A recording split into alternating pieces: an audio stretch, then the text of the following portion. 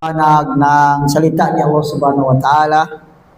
At nandito na tayo sa Surah Al-Mudaththir.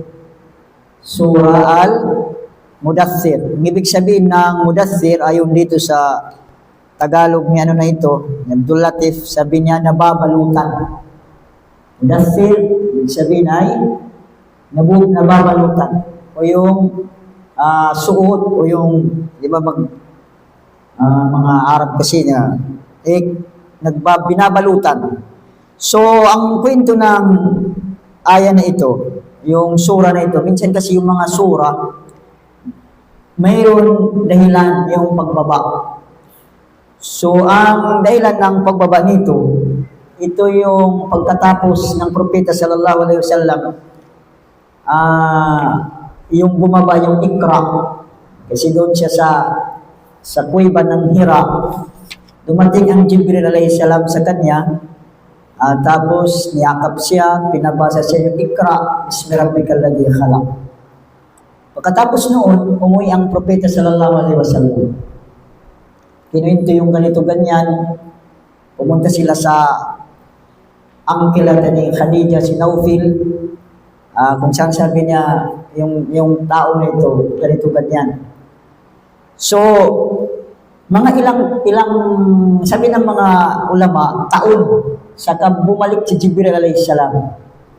So, mula sa Iqra, kaya sabi niya nubbi'a.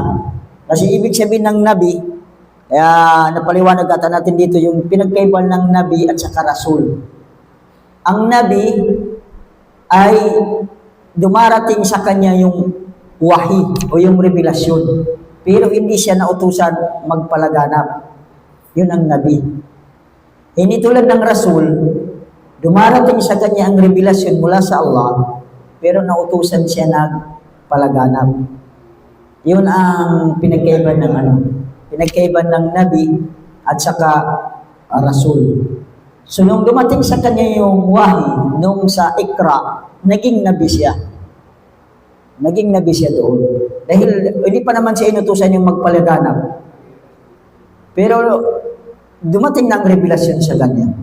Sa edad niyang 40. So, naging nabi siya doon. Noong isang araw, naglalakad ang propeta sallallahu alaihi wasallam, may narinig siyang boses. Pagtingin niya sa taas, nakita niya si Jibril alayhi salam. Nung nakita niya yung sa Ghar, yung doon siya sa Hira, yung Ghar Hira, yung kuweba ng Hira, Jibril, nakita niya ulit na ang laki nakita niya si Jibril alayhi salam, nakita niya yung laki, kung saan hindi mo makita yung langit. Ang laki ng Jibril alayhi salam. Matatakpan niya yung ano na ito. Pag makita mo yung laki, yung magpapakita siya ng totoong laki niya, kaya 2 beses lang nagpakita ang Jibril alayhi salam ng totoong anyo niya. Ito yung araw na ito at saka yung Isra wal Mi'raj. 2 beses lang nagpakita ang Jibril alayhi salam ng totoong anyo niya. Dahil matatakpan yung kalangitan. Ganon siya kalaki. So, nung nakita niya ulit, sabi na ito na naman. Kaya tumakbo siya kay Khadija, sabi niya, dasiruni. Ibig sabihin, magpabalot ang propeta, nanginginig. Nanginginig ang propeta. Tapos sabi niya, magpabalot. Kung dito sa atin, yung pumutan. Kasi alam mo yung nanginginig na ganyan. Di ba kapag nanginginig, kailangan ng balutin. Sabi niya, balutin mo ako. Yung sabihin, lagyan mo ko ng pambalot. Because inano siya ni Khadija. Sumunod ang Jibril alayhi salam sa kanya. Tinawag siya, ya ayyuhal muddaththir. Muddaththir, ang original nito, mutadaththir. Meta ito. Sa mga nag-aaral ng Arabic. Mutadaththir. Pero tinanggal ang ta. Inidgham, nilagay sa dal. Kaya naging muddaththir. Naging gano'n ang ano. Ibig sabihin, yung muddaththir, ito yung tao nagbabalot. Yung si Propeta Muhammad sallallahu alaihi wasallam. Tinawag na siya. Sabi ng Allah subhanahu wa ta'ala sa kanya, A'udhu billahi minash shaitanir rajim, Bismillahirrahmanirrahim. Ya ayyuhal muddathir. O kasabi niya na yung nagbabalo. Kasi nagpabalot siya, sabi niya. O sabi niya na nagbabalo. Parang malakas yung ano. Okay lang? Una, kung titingnan mo dito, hindi siya tinawag sa pangalan niya. Di ba? Hindi siya Muhammad. Ya Muhammad. At sa ganun din ang paggalang. Ang hindi ka tawagin sa pangalan mo, bilang paggalang yan. Halimbawa, tawagin ka, o engineer. Di ba? Magkaiba yung Yusuf. Tawag ko Yusuf, ganyan. Parang iba yung dating sa engineer. Yung tawagin ka sa katawagan lang. Mas maano yung dating, yung hindi sa pangalan mo. Kaya nga nabanggit ang pangalan ng propeta sallallahu alaihi wasallam sa Quran, 4 na beses lang. Pero dinudugtong ang Rasul. Ibig sabihin, sinasabi lang, maka na Muhammadun aba ahadim mir rijalikum, walakin Rasulullah. Pag binanggit ang pangalan ni Propeta Muhammad, ibig sabihin yan, sasabihin lang na siya ay Rasul. Kasi kailangan naman na banggitin talaga ang pangalan. Maliban doon, na ang tinawag ang propeta sa kanyang nickname o katawagan lang. Ya ayyuhan nabi. Ya ayyuhan nabi. Propeta yun, tawag sa kanya nabi. Tungkol din, ya ayyuhal muddathir. Ya ayyuhal muzammil. Pero lahat ng propeta, maliban sa kanya, tinawag ng Quran sa kanilang pangalan. Ya Musa, Ya Ibrahim. Mismo pangalan. Paano yung paggalang o pagbibigay halaga kay Propeta Muhammad sallallahu alaihi wasallam kumpara sa ibang mga propeta? Magbasa ka ng Quran, kapag tawagin ang pangalan ng mga propeta sa pangalan nila, Ya Isa, Ya Musa. Yan ang ano. Pero si Propeta Muhammad, tinatawag siya sa katawagan lang. Ang ganitong ano, paggalang o yung pagbibigay halaga sa tao. Kung tawagin ka sa katawagan lang, hindi yung sa pangalan mo. So tinawag siya, o kasabi niya nagbabalot. Sabi niya, o ikaw, Muhammad na nagbabalot. Kum paandir. Sabi niya, tumayo ka na. Dito na sa inutusan. Dito na sa naging rasul. Kasi inutusan na siya. Kung tumayo ka, paandir. At magbigay ka na ng babala sa tao. Bigyan mo sila ng anzir, di ba may nazir wa basir?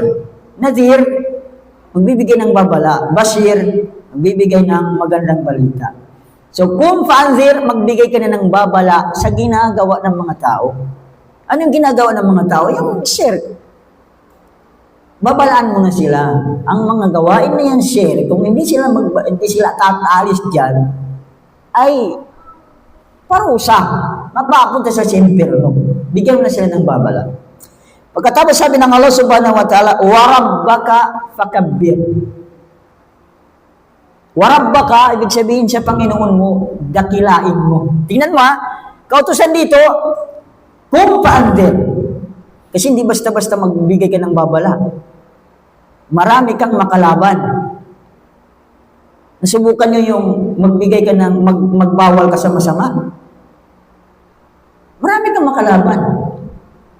Kung wala yung lakas ng loob mo, tibay ng, lakas ano pa ba yung, yung tapang, ano pa yan? Lakas loob? Tibay ng dibdib, ano pa ba? Hindi mo kaya, hindi basta-basta yung magbigay ka ng babala sa tao. Bigyan mo ng babala yung tao Hindi mo gawin mo yan, ganito mangyari sa'yo. So, kaya ang utos ng Allah subhanahu wa ta'ala, warabbaka fakabbir. Ibig sabihin, sa Panginoon mo, siya yung dakilain mo. So, ibig sabihin, bago ka pumunta doon, isipin mo muna, dakilain mo si Allah subhanahu wa ta'ala na walang mas malakas, walang higit na dakila maliban sa Kanya. Ibig sabihin, tinuturuan mo na siya Dapat malakas ang connection mo sa Allah. Ako yung malakas, dakila. Kaya nga sa sala, tingnan mo, anong sinasabi natin una? Allahu Akbar.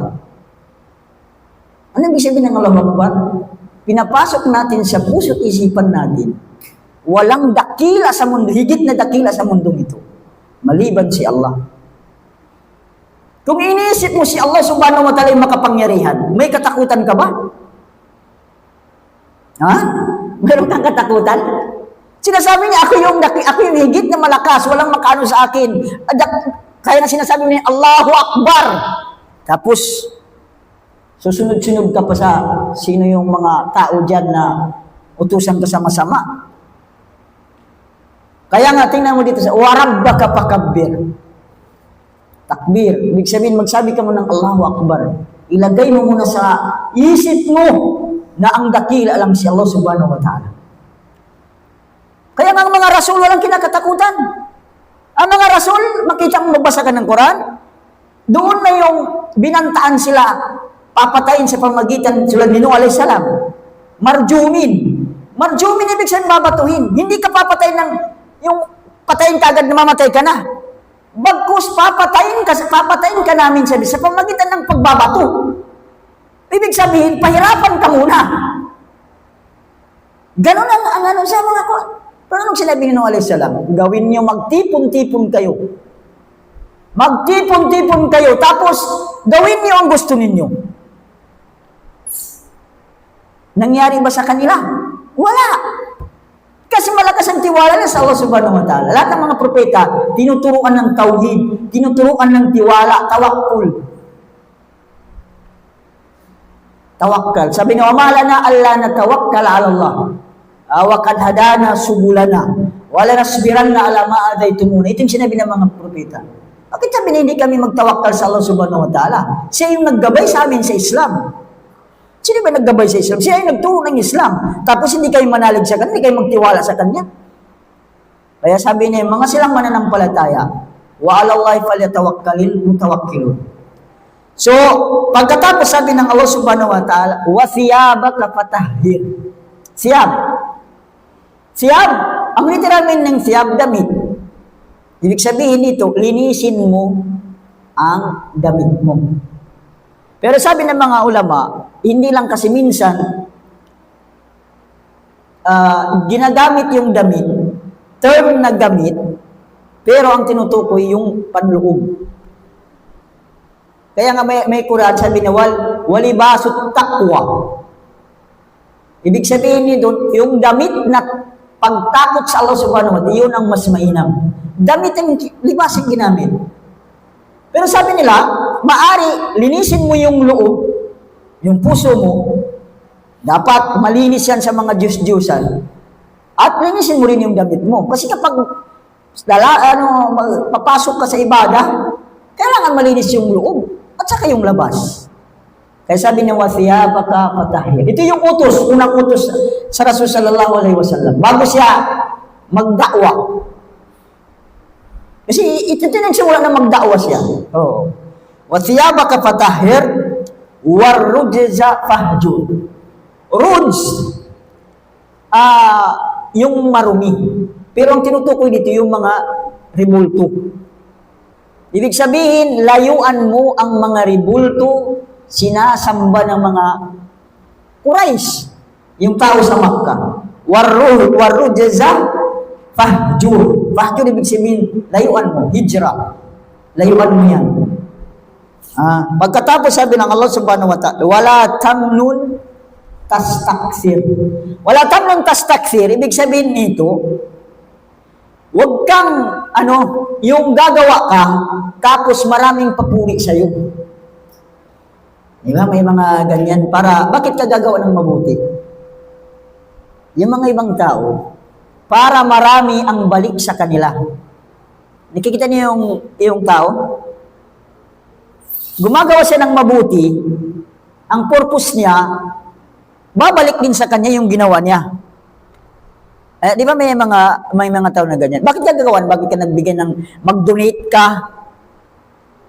O gagawa ka ng mahalaga, gumawa ka ng mabuti para marami rin ang babalik sa'yo. Sa pamagitan ng alin? yung puriin ka. Kaya sabi ng Allah subhanahu wa ta'ala dito, huwag mong gawin yan. Huwag mong gawin, gagawa ka ng mabuti para marami ang balik sa'yo. Bagkus, tayo gumagawa ng mabuti, ano yung inaasahan natin? Wala tayong hinahangad maliban sa Allah subhanahu wa ta'ala. Diba sabi niya, hindi kami humihingi sa inyo hindi kami ginagawa namin, hindi kami humihingi sa inyo ng anuman. Bagkus sabi niya yung gantimpala, inaasahan namin sa Allah subhanahu wa ta'ala. Ganito ang lahat ng mga propeta. So yun ang gusto ng Allah subhanahu wa ta'ala kay Propeta Muhammad. Gagawa ka ng mabuti, wag mong yung gusto mong babalik sa'yo. Bagkus ang gawin mo, pag gumawa ka ng hindi mo inaasahan kahit yung pasasalamat ng paggawaan mo ng mabuti. Yan ang katuruan sa atin. Diba? Kaya nga ang paggawa ng mabuti, lalo na yung kawang gawa, ibigay ng kanan, hindi na alam ng kaliwa. Paano yung gusto mo pang puriin, gusto mo pang ganito, ganyan? Yun lang sinasabi ng alwala, tamnun, wali rabbika fasbir. Tingnan mo, sinasabihan siya ng Allah subhanahu wa ta'ala, at magsabar. Dahil walang nagdadakwa na hindi dumanas ng mga hirap. Kaya sabi ng Allah subhanahu wa ta'ala kay Propeta Muhammad, magsabar. Sabar. Kaya nga sabi ng mga propeta na una, wala nasbiranna ala ma'adhaytumuna. Sabi niya, magsabar kami. Tiisin namin kung ano mang pahamak na ibibigay niyo sa amin. Kay Propeta Muhammad sallallahu alaihi wasallam, sinabihan na siya, bago ka pupunta sa tao, sabar. Habaan mo yung sabar. Pagtitiis sa mga na gagawin sa iyo ng kapahamakan. Tingnan mo naman anong nangyari kay Propeta Muhammad. Kung magbasa tayo ng kanyang kwento, doon na siya hindi kayo nakapunta ng Wednesday doon, no? Sa Imbalbalaton. Hindi kasi yung kwento doon, tamang-tama dumating kami, doon kami ng Wednesday. Tamang-tama yung kwento ni Sheikh Hamud, yung pinagdaanan ni Propeta Muhammad, di ba, yung kwento na nagsasala siya, nilagyan siya ng yung laman loob ng ano ba yun, tupa? Mga ganun. Tingnan mo yung iba pa yung kung ano-anong ginagawa sa kanya. Kaya nga, bago ito mangyari, sinasabihan na siya ng Allah subhanahu wa ta'ala, Muhammad, sabar. Magsabar ka. Lahat naman tayo. Actually, ganun talaga. Basta pasukin mong ibadah, pasukin mong Islam, ay mga bago natin sa Islam, dapat matuto ka magsabar. Sabar, magtiis, hindi yung mga kunting salita lang. May nasabi lang dito sa masjid, hindi ka na pupunta ng masjid. Wala sana yung sabar mo, nakarinig ka lang ng hindi magandang salita. Hindi ka na pupunta, sa masjid ka magtampo.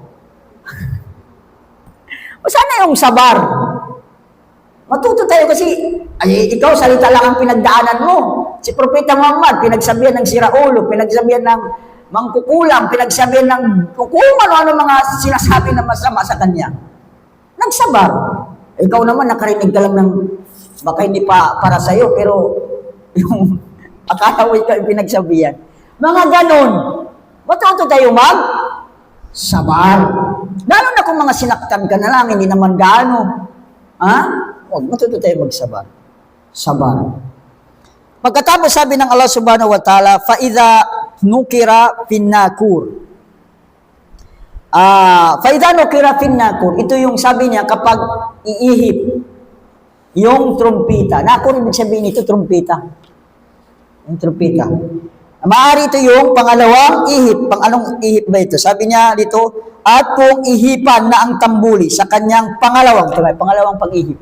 Pag-ihipan, sabi niya ang pangalawang pag-ihip, yung tambuli. Tambuli pala yung anong tawag doon, yung sur.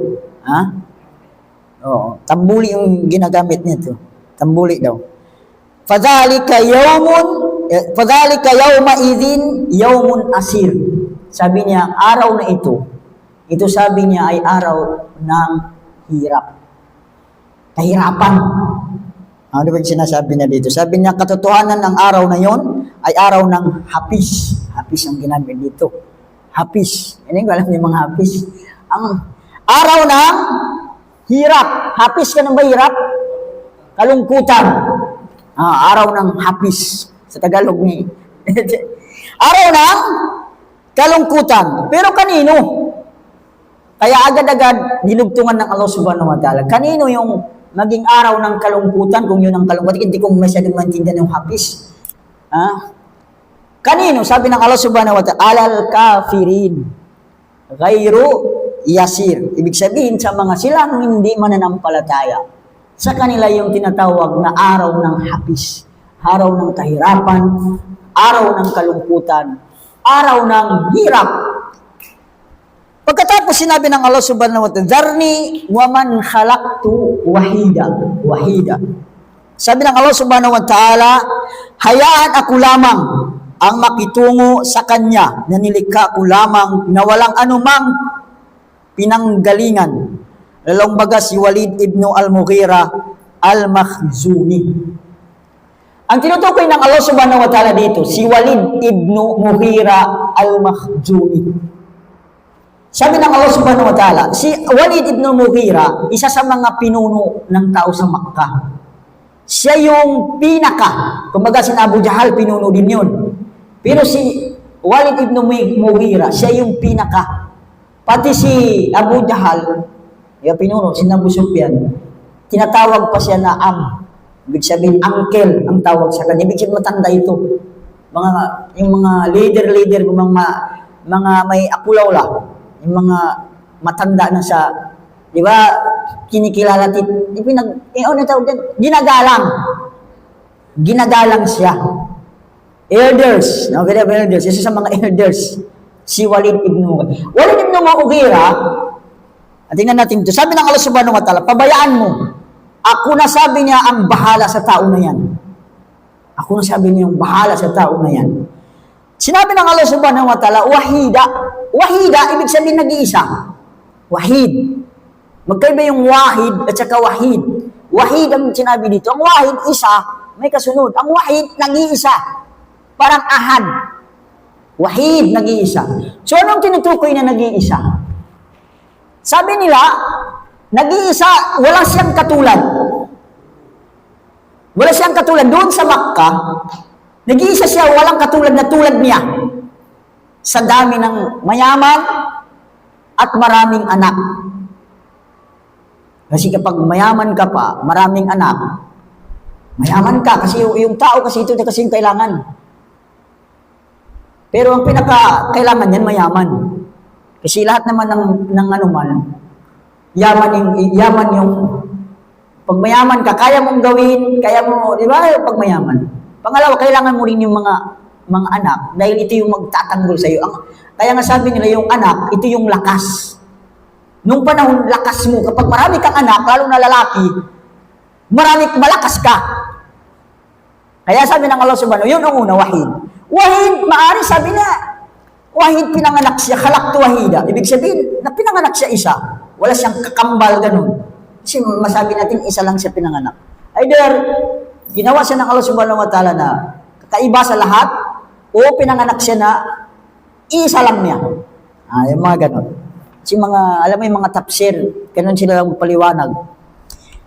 Pagkatapos sabi ng Allah subhanahu wa ta'ala, Dharni wa man khalaqtu wa ja'altu lahu malan mamduda. Ito na yung sinabi ng Allah subhanahu wa ta'ala. Ang taong ito, si Walid ibn Mughira, binigyan namin siya, sabi niya, ng napakaraming kayamanan. Kaya sabi ko, mayaman ito.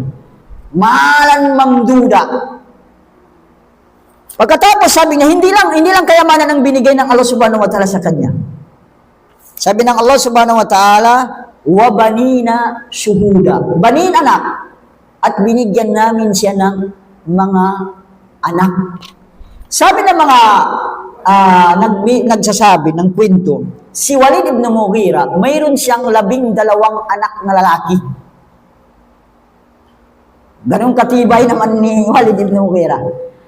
At ang 3 mula sa 12, nag-Muslim. Yung isa diyan, si Khalid ibn Walid. Khalid bin Walid. Anak niya. Khalid bin Walid, Walid ibn al-Walid, nakalimutan ko yung isang pangalan ng tatlong nag-Muslim sa anak niya. At ang sikat, si Khalid bin Walid, anak niya. Pero siya kalaban ng Islam. Si Walid ibn kaya nga Walid, di ba Khalid bin Walid? Ang pangalan ng tatay na si Walid, ito yung Walid ibn Mughira. Ito yung tinukoy sa Surah Mudaththir. 12 anak na lalaki. Kasi alam niyo na si Khalid bin Walid, kailan lang nag-Muslim? Noong nasa Madina na yung propeta. Kaya maano talaga ito sa kanya. Ang tawag dyan, talaga lakas niya. Ang 12 anak. So sabi ng Allah subhanahu wa ta'ala, wa mahattu lahu tamhida.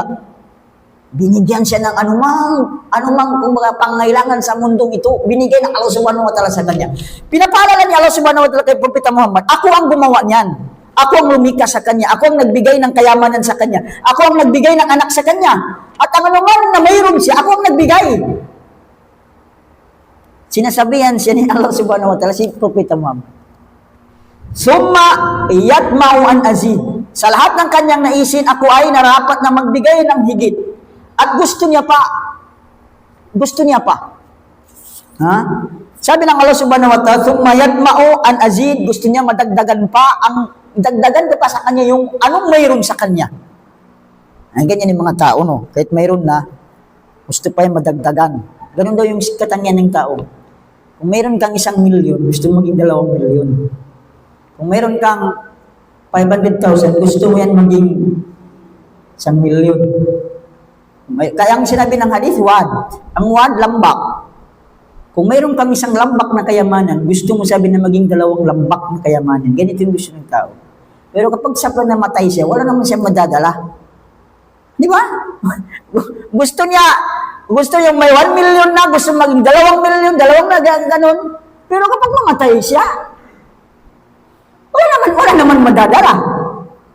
Lupa lang wala madadala niya. Kung ka Muslim, may tilang puti.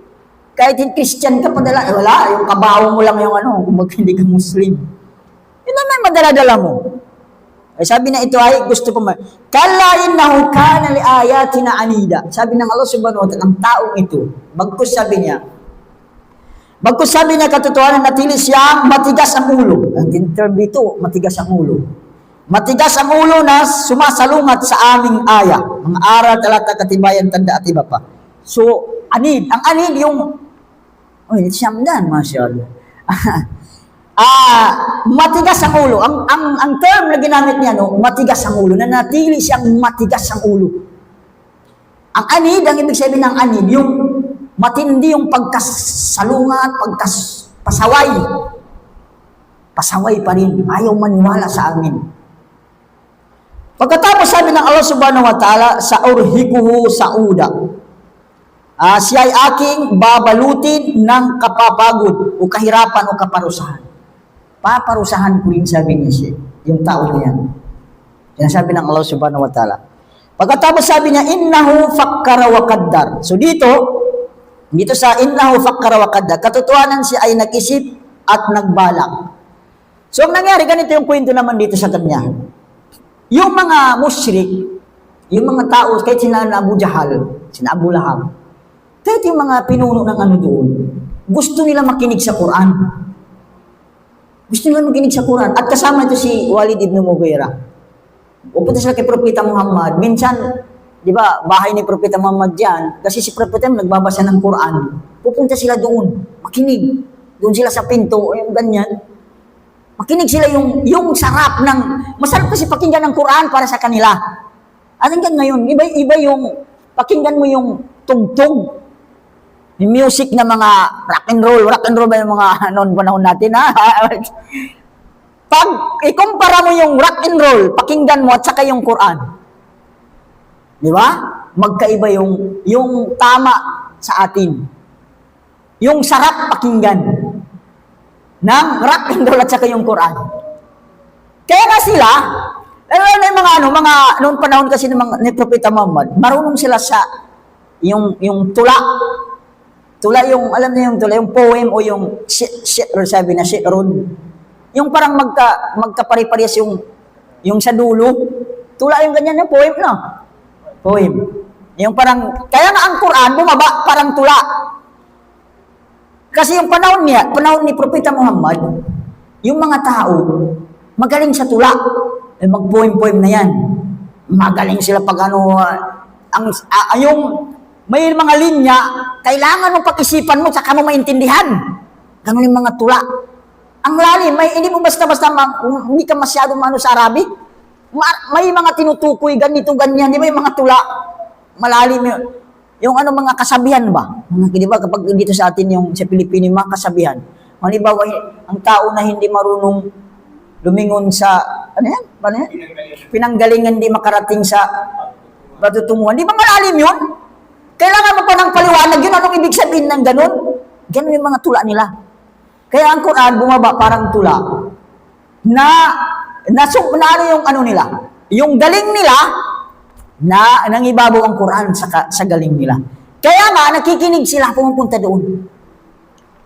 Noong nakarinig siya ng Quran, si Walid ibn Mughira, dumating sa kanya si Abu Jahal. Sabi niya, ano sabi niya narinig mo?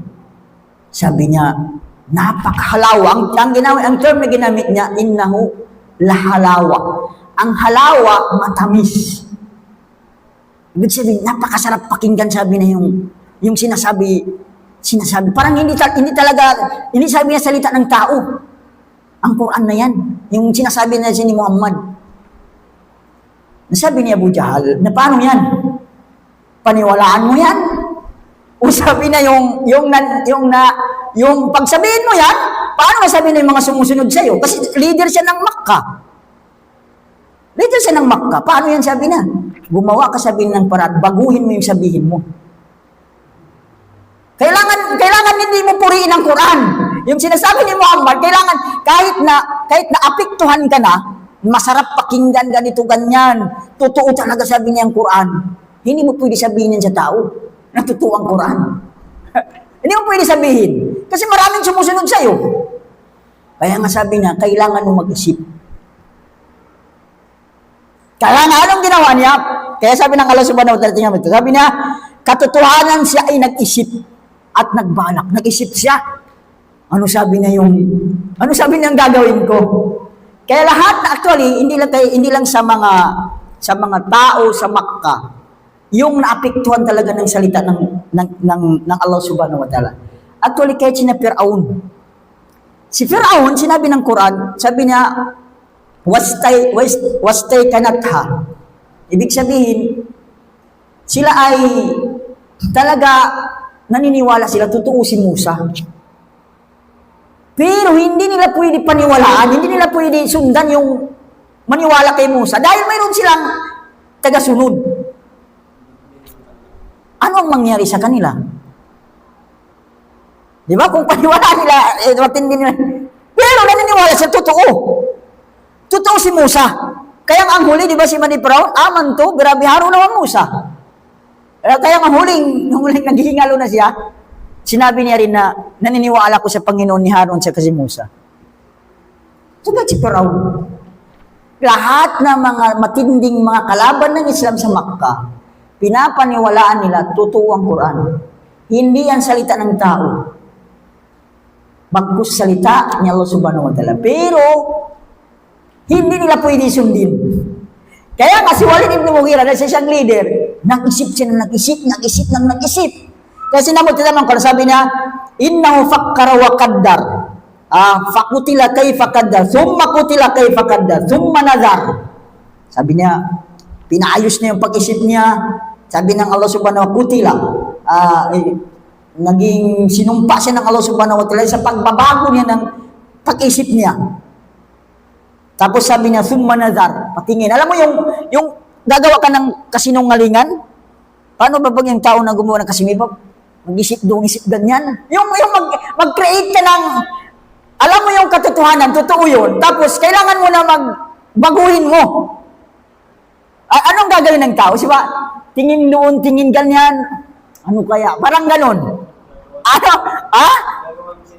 Ganun ang senaryo. Mag-isip ng mag-isip, tingin doon, tingin dito. Ganon ang ginawa ni Walid ibn Mughira. Pagkatapos, sumaabasa wa basar. Tapos, yung mukha niya maging ganun, Mahirapan ba? Alin yung abasa? Di ba nakuha natin yung abasa wa tawalla? Kaya dito nga, summa abasa, wabasar. Yung magganon yung ulo, ano yung mukha. Pag-iisip niya lang, ano yung sasabihin niya sa tao, dapat niya baguhin.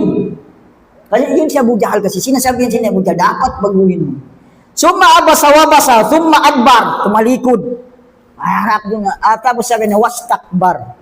Ito na yung huli. Pagkatapos nagyabang. Ibig sabihin ng yabang nito, hindi na tinanggap ang katotohanan.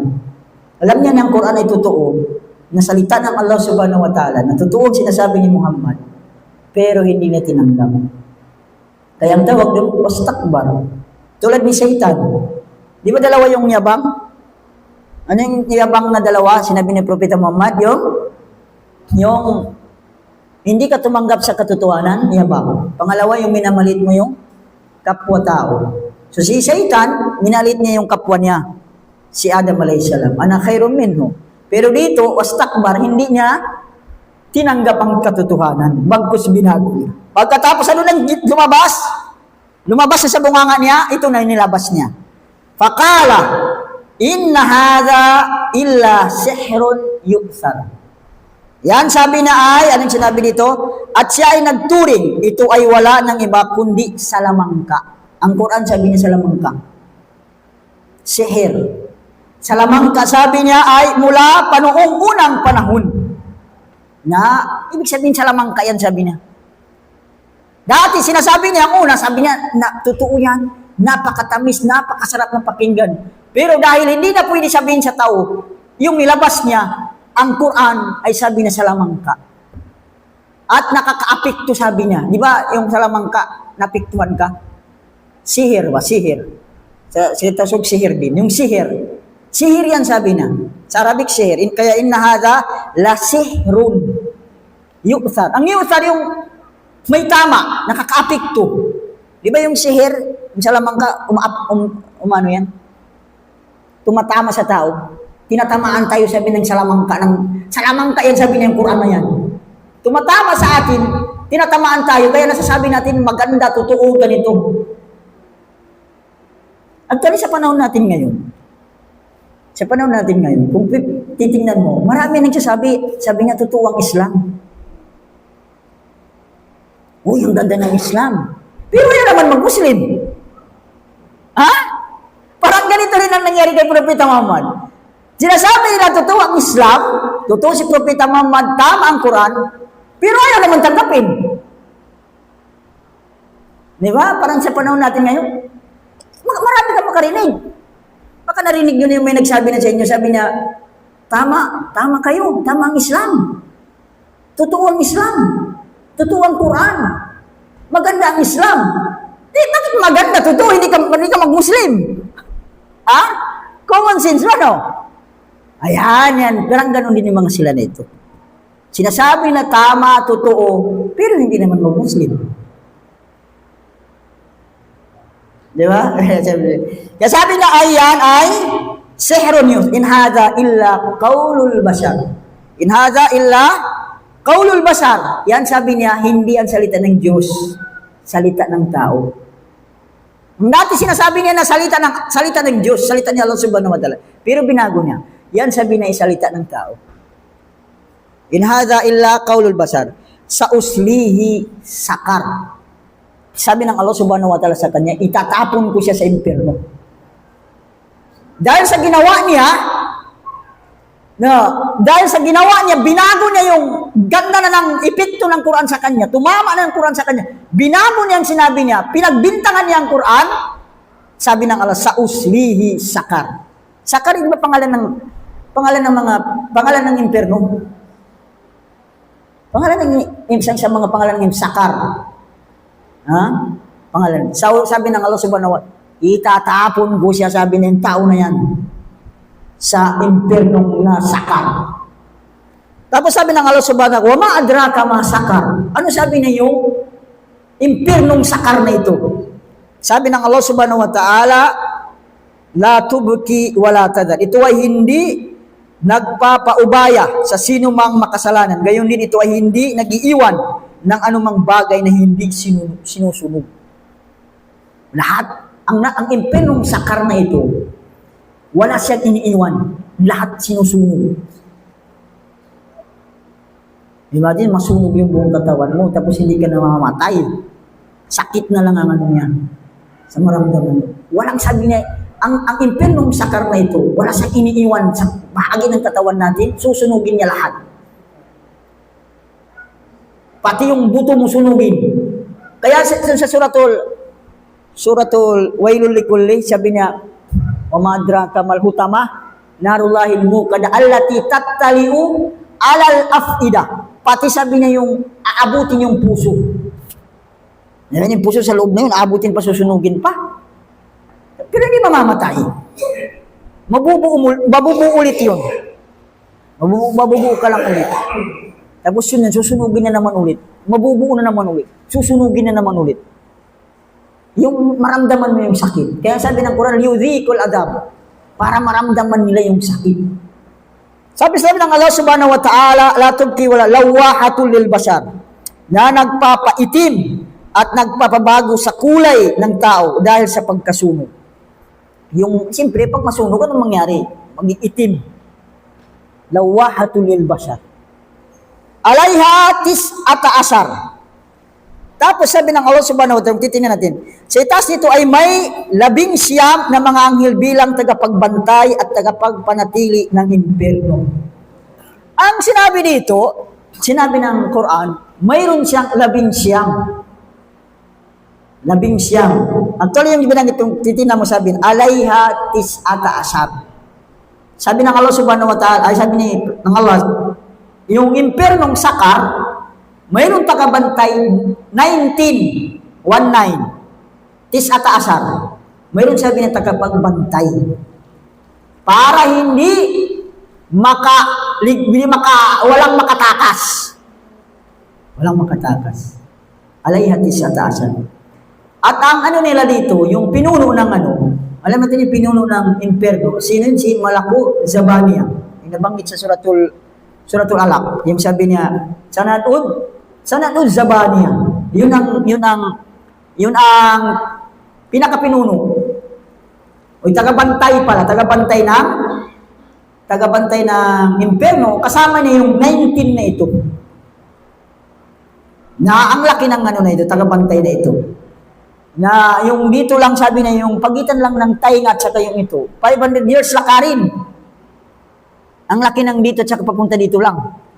Tapos ang mga anghel na nakabantay sa impyerno, tinanggal na yung awa. Tinanggal ng awa. Kasi kapag may awa pa yan, kahit yung tao, kahit gano'n man kano yan, may awa pa rin yan. Kasi mayroon tayong awa. Nilikha ang tayong lahat, tao, kahit gano'n man kasama yan, nandun pa rin ang awa. May awa pa rin yan. Kahit gano'n kasama yan. Kasi mayroon lahat tayo, nilikha ng Allah subhanahu wa ta'ala, nandiyan yung awa. Na ang mga anghel na ito, kasama si Sabanya, kasama yung 19 na ito, wala nang awa. Tinanggal na. Kaya nga hindi pa ito umiti. Sabi ng mga magkukwento, umiti lang nung nag-Isra wal Miraj ni Propeta Muhammad.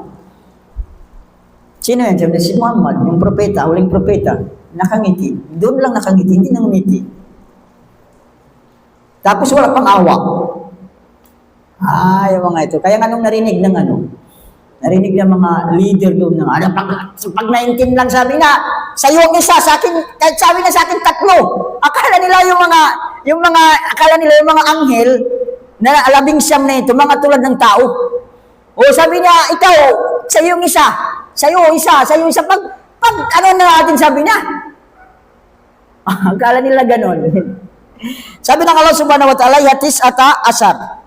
وَمَا جَعَلْنَا أَصْحَابَ النَّارِ إِلَّا مَلَائِكَةً وَمَا جَعَلْنَا عِدَّتَهُمْ إِلَّا فِتْنَةً لِلَّذِينَ كَفَرُوا لِيَسْتَيْقِنَ الَّذِينَ أُوتُوا الْكِتَابَ وَيَزْدَادَ الَّذِينَ آمَنُوا إِيمَانًا وَلَا يَرْتَابَ الَّذِينَ أُوتُوا الْكِتَابَ وَالْمُؤْمِنُونَ وَيَقُولُ الَّذِينَ فِي قُلُوبِهِم مَّرَضٌ وَالْكَافِرُونَ مَاذَا أَرَادَ اللَّهُ بِهَذَا مَثَلًا كَذَلِكَ يُضِلُّ اللَّهُ مَن يَشَاءُ وَيَهْدِي مَن يَشَاءُ وَمَا يَعْلَمُ جُنُودَ رَبِّكَ إِلَّا هُوَ وَمَا هِيَ إِلَّا ذِكْرًا لِلْبَشَرِ. So ano yung purpose? Bakit binanggit ng Allah subhanahu wa ta'ala yung bilang ng bantay ng impyerno? 19 lang. Sabi ng Allah subhanahu wa ta'ala, Ito ay fitna pagsubok sa mga silang hindi mananampalataya. At upang sabi niya, patibayin ang loob ng mga silaangkan ng kasulatan at madagdagan ang iman, ang pananampalataya ng mga silang mananampalataya. Tayo, maniwala. Kaya ang mananampalataya, madagdagan ng kanilang iman sa pamagitan ng pagbanggit ng Allah subhanahu wa ta'ala. At wala yartabal ladina utul kitab, para hindi sabihin na sila mag-alinlangan. At sabihin ng mga silang may sakit, yung puso. Ang may sakit ang puso dito yung munafik. Munafik, sila yung tinawag sa Quran, fi qulubihim marad. Ibig sabihin yung sa puso nila may sakit. Yan ang mga munafik. Ano sabi ng gusto ng Allah subhanahu wa ta'ala, binanggit ang bilang na yan. Tingnan mo yung mga munafik. Pero sabi ng Allah subhanahu wa ta'ala, yun sabi niya, yung pagbabanggit na yun, gagabayan, ililigaw ni Allah subhanahu wa ta'ala kung sino man ang kanyang naisin, gagabayan niya kung sino man ang kanyang naisin. At walang nakakaalam. Ito yung huli. Dapat tandaan. Walang nakakaalam, sabi na sa sundalo ni Allah subhanahu wa ta'ala, maliban sa kanya. Ibig sabihin, hindi lang yung 19. Bagkus mayroon pa yung iba. Kasi sinabi ng Allah, walang nakakaalam. Sa aking mga sundalo, maliban si Allah lang. Walang nakakaalam. Kaya kung titingnan mo yung mga naunang mga propeta, alayhimussalam, ano yung pinadala ni Allah subhanahu wa ta'ala sundalo sa kanila? Si Ibrahim, anong sundalo pinadala ni Allah? Lamok. Lamok lang. Yun ang sundalo pinadala ni Allah subhanahu wa ta'ala kay Ibrahim. Yung makipagham ni Humamo, di ba hinamon siya ng Namrud, yung hari doon sa Babylon, sa Iraq. Sabi na, bukas, magano tayo. Pinadala niya Allah subhanahu wa ta'ala, lamok lang. Junod, sundalo ng Allah subhanahu wa ta'ala. Kaya sabi niya, wala nakakalam sa mga sundalo ng Allah. Lahat ng anumang nilikha niya, ito maging sundalo ng Allah subhanahu wa ta'ala. Yung tubig, kay Propeta Noah, nagyabang yung nila, papatayin daw siya, babatuin ang pamagitan ng pagbato. Pinadala sila ng tubig lang. Sundalo niya, yun lang ang ginawa ng Allah subhanahu wa ta'ala, sundalo ni Propeta Noah, ay tubig lang. Hindi pa anghel ang pinadala. Yung mga nilikha lang. Kaya maaari kung gawin ng Allah subhanahu wa ta'ala sundalo. Kaya nga sabi niya, walang nakakalam sa sundalo ng Allah subhanahu wa ta'ala, maliban siya lang. Yung lupa, may mga kinain ng lupa. Di ba si Karun, nagyabang kay Musa, pinakain sa lupa. At iba pa mga Kaya sundalo ng Allah sa napakarami. At ang dami ng mga anghel, alam natin na sobrang dami ng mga anghel. Ginawa ng Allah subhanahu wa ta'ala, sabi ng mga ulama natin, nasabi ko na rin ata, ang dami ng anghel, kung ikumpara sa mga inkanto, 1% lang sabi niya yung mga, 1% lang ang inkanto, ikumpara mo sa anghel. At kung ikumpara mo yung inkanto na madami ng inkanto sa mga tao, 1% lang ang tao sa dami ng inkanto. Ang dami ng inkanto. Mas marami ang inkanto kaysa sa atin. Hindi lang natin nakikita yan. Ang dami ng inkanto. Sila ngayon naunan dito sa mundo. Bago ang tao. Silang marami. So ganun siya karami. Kaya sabi ng Allah subhanahu wa ta'ala, yung sundalo ng Allah subhanahu wa ta'ala walang nakakalam. Kalla wal kamar. Ay, sundalo na to. 1 minute na kumain. 1 minute na lang. Dito na lang, no? Kasi ibang na ito. Ibang topic ko na naman.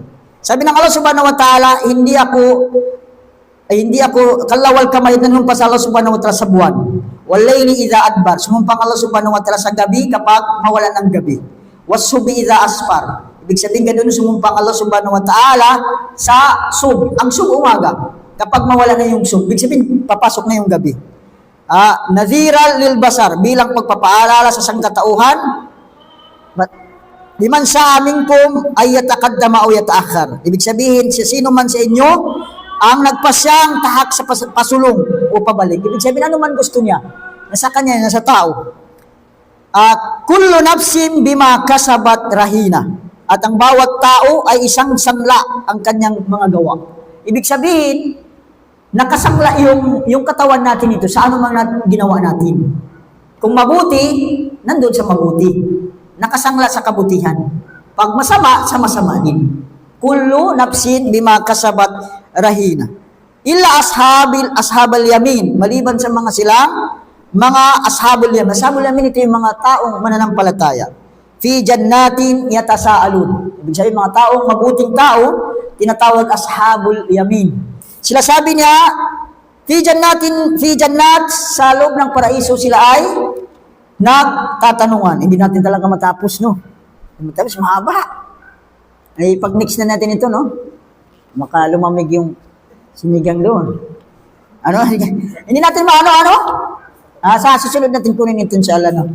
Kasi, tungan kasi hindi natin, ano natin, hindi natin matapos, nag-adan na. Sino may tanong muna? Kapag may tanong,